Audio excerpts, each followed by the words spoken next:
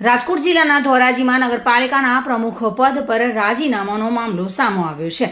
કલેક્ટરને લેટર દ્વારા રાજીનામું આપવામાં આવ્યું છે। પોતાની કાર્યક્ષમતા કરતાં નગરપાલિકાની કામગીરી વધુ હોવાથી ન્યાય નહીં આપી શકે તે માટે રાજીનામું આપ્યું છે। પારિવારિક અને સામાજિક અંગત કારણોસર રાજીનામું આપ્યાનું સંગીતા બારોટનું કથન સામે આવ્યું છે। ધોરાજી કોંગ્રેસના પૂર્વ ધારાસભ્ય લલિત વસોયાએ પણ એક નિવેદન આપ્યું છે। જો કે સંગીતાબેન બારોટના અમુક લોકો પર ઉપકાર હોવાથી તેમનું ઋણ ચૂકવવા માટે પ્રમુખ બનાવેલા હતા તેવું નિવેદન સામે આવ્યું છે। ધોરાજી નગરપાલિકા પ્રમુખ બન્યા બાદ વિડીયો વાયરલ થયો છે અને તે બાબતે પણ બની શકે કે તેમને પાર્ટીનો પ્રશ્ન છે।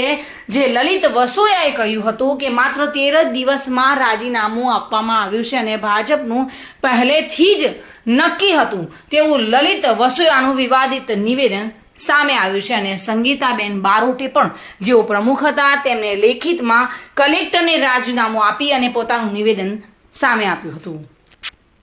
રાજીનામું એટલે કોઈનો કંઈ વાત નથી અને પક્ષ સાથે હું જોડાયેલી જ છું। નગરપાલિકાનું કંઈ પણ કામ હશે તો હું હાજર એમાં રહેવાની જ છું, પણ મારા સામાજિક કારણના લીધે અને મારી જે ક્ષમતાની શક્તિના એટલું કામ વધારે હતું એટલા માટે મેં રાજીનામું આપ્યું છે। બેન, ટૂંકા ગાળામાં જ માત્ર 13 દિવસમાં જ અચાનક આપણે એવું તો શું થયું કે રાજીનામું દેવું પડ્યું? મારી શક્તિ કરતાં વધારે કામ હતું નગરપાલિકામાં એટલા માટે મારે રાજીનામું આપવું પડ્યું। કોઈ અન્ય કારણ નથી, એમાં કોઈ અન્ય કારણ નથી। પક્ષ દ્વારા કોઈ દબાણ કે એવું કાંઈ?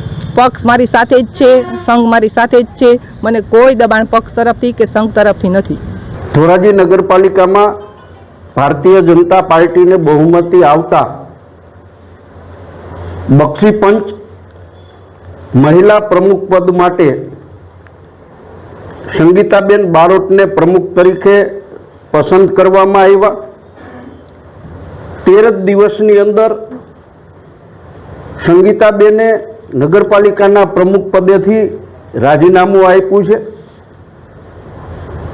પ્રમુખ બનતા પહેલા પણ ધોરાજીના રાજકીય માણસો અને ધોરાજીની પ્રજામાં એક લોકવાયકા પણ હતી કે સંગીતાબેનને અમુક લોકોના ઉપકાર ચૂકવવા માટે થોડા સમય માટે પ્રમુખ બનાવવામાં આવશે અને પ્રમુખ બનાવવામાં આવ્યા। પૂર્વ નક્કી થયેલ આયોજન મુજબ સંગીતાબેને રાજીનામું આપ્યું છે। સમગ્ર ધોરાજી વિસ્તારની જનતા જાણે છે કે કયા કારણોથી એમનું રાજીનામું લેવામાં આવ્યું છે।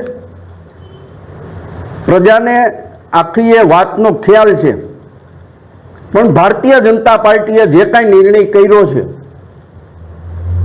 એ નિર્ણય એમનો પોતાનો છે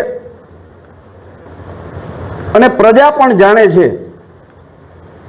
કે ભારતીય જનતા પાર્ટીએ સંગીતાબેન પાસેથી રાજીનામું શા માટે લીધું।